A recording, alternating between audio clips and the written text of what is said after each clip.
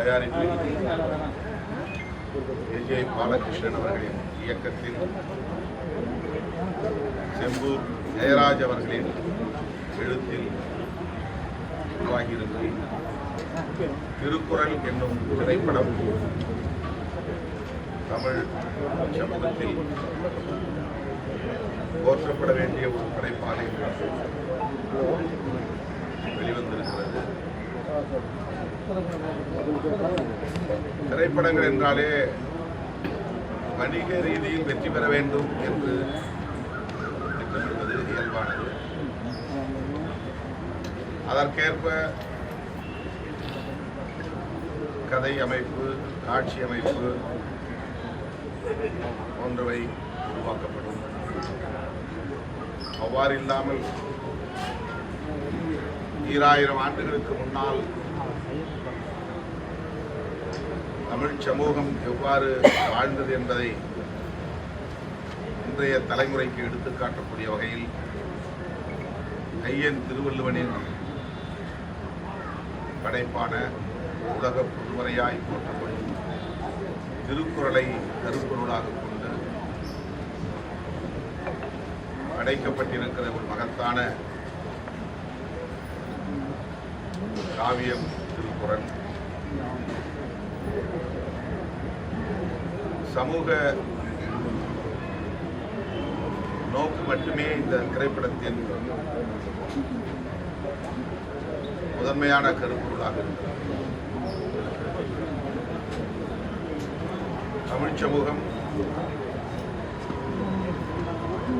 2000 ஆண்டுகளுக்கு முன்னால் எப்படி பண்பட்ட சமூகமாக வாழ்ந்திருக்கிறது, அறம் தழைத்திருந்தது, தீரம் எவ்வாறு செறிவாக குடும்ப வாழ்க்கை, இல்லற வாழ்க்கை என்பது எவ்வளவு இனிமையாக இருந்தது என்பதையெல்லாம் 2.25 மணி நேரம் திரைப்படமாக ஏஜே பாலகிருஷ்ணன் அவர்கள் படைத்து நமக்கு அனுப்பியிருக்கிறார். இன்றைக்கும் ஐயன் திருவள்ளுவன் நமக்கு தேவைப்படுகிறார், திருக்குறள் நமக்கு தேவைப்படுகிறது. இந்த சமூகம்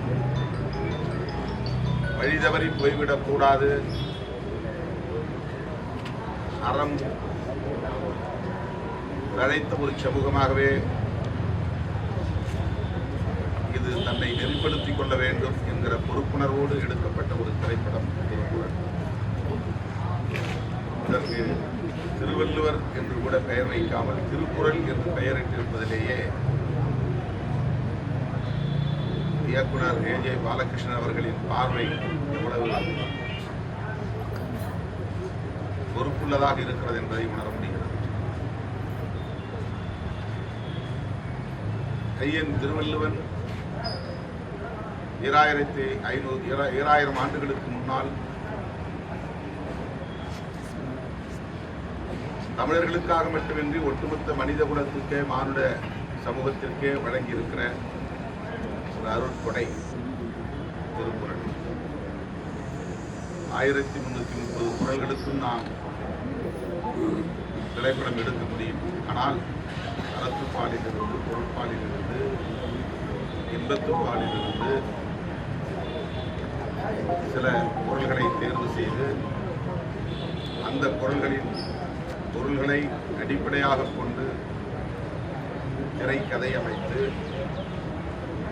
எந்த சோர்வும் இல்லாமல் 2.25 மணி நேரம் அமர்ந்து திரைப்படத்தை பார்க்கக்கூடிய அளவுக்கு மிக வெற்றிகரமாக இதனை இயக்குனர் ஏஜே பாலகிருஷ்ணன் அவர்கள் படைத்திருக்கிறார். செம்பூர் ஜெயராஜ் அவர்களின் எழுத்து நல்ல தமிழ், ஐயன் திருவள்ளுவனின் தமிழ்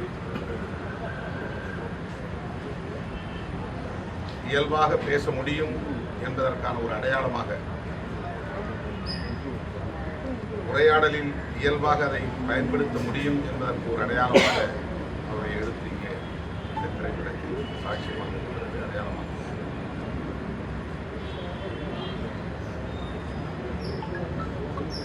இயல்பாக கலைச்சோழன் அவர்களும் தனலட்சுமி அவர்களும் இந்த படத்தில் நடித்திருக்கிற ஒவ்வொரு பாத்திரமும் தங்கள் நடிப்பு திறனை வெளிப்படுத்தியிருக்கிறார்கள். கேமராமேன் எர்வின் அவர்களும் மிக அழகாக திரைப்பட காட்சிகளை நமக்கு படமாக்கி கொடுத்திருக்கிறார். பாடல்களும் இசைஞானி இளையராஜா அவர்களின் இசையில் உயிர்ப்போடு இருக்கிறது. மொத்த பின்னணி இசைஞானி இளையராஜா அவர்களால் படைக்கப்பட்டிருக்கிறது. இந்த திரைப்படத்திற்கான உயிர்ப்பை அவர் தந்திருக்கிறார் இசையின் மூலம். ஒவ்வொரு தமிழ் குடிமகனும் பார்க்க வேண்டிய திரைப்படம்.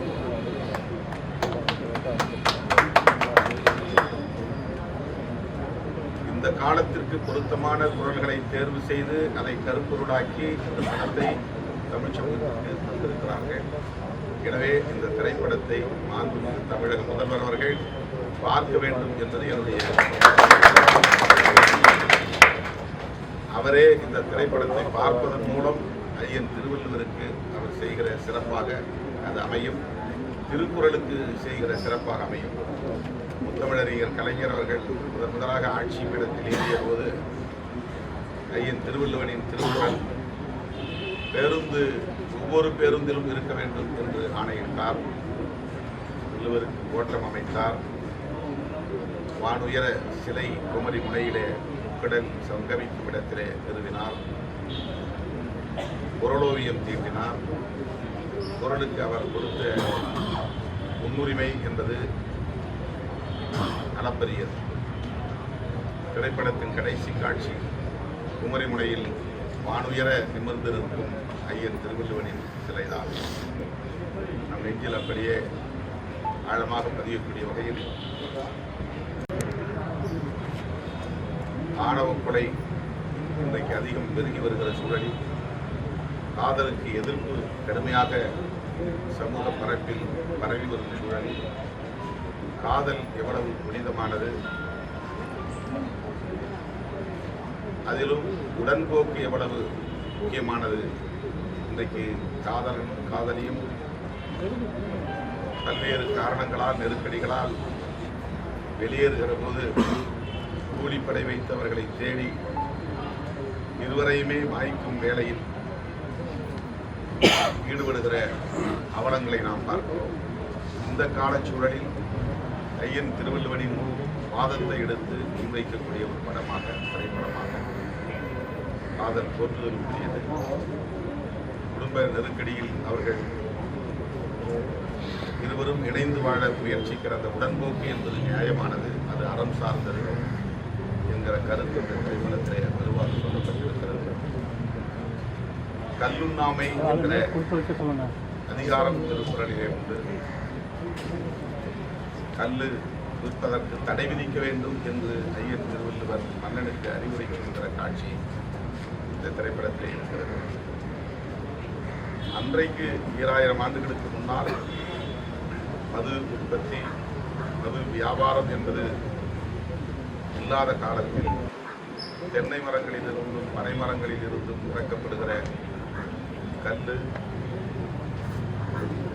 பல வகையிலும் உடல்நலத்திற்கு மட்டுமின்றி சமூக நலத்திற்கும் பாதிப்பை ஏற்படுத்தக்கூடியவையாக இருந்ததை சுட்டிக்காட்டி